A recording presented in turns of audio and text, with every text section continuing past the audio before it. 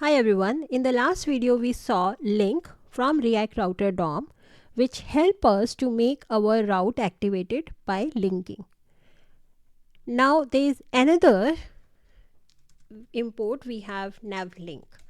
So this is a very interesting one, that what is the difference between link and NavLink, when to use which. So first I will show you that how the behavior of NavLink would be.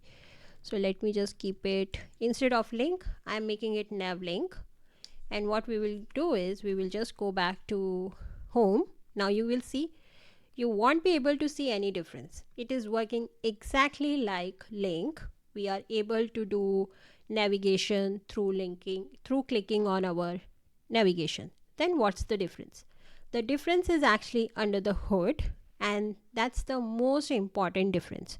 So if you will see, it is also generating a tag and href, but the interesting thing you will see here is this active class. So now what is happening is that whenever I am going to click that whichever route is active, under the hood React Router itself is adding this class active.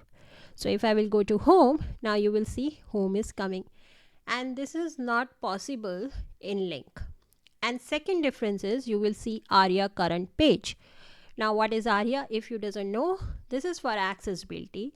Now what will happen, your users who are using screen readers, they will be able to understand that on which what is the current page. So this ARIA current will be picked by the screen readers, and it will say the current page is about, or when I will click on contact, it will say contact. So in short, NavLink is better than link because you are getting active class so that you can implement your styling what you want whenever there is active link. And second, this is accessibility friendly. So please remember this. Now what we are gonna do is we will go to our index.css and I will add active, and I will say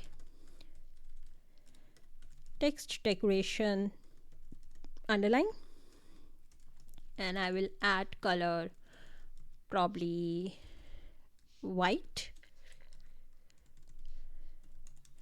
Let's go back and you will see now, can you see that whichever the current page is, our link is getting color white and underline. Why? Because we are getting active class from React Router instead of writing this logic by ourselves. So it is saving our time.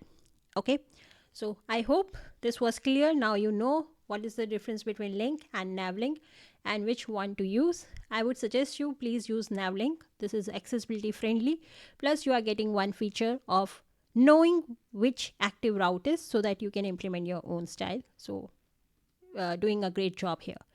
I will see you in the next video. Take care. Bye.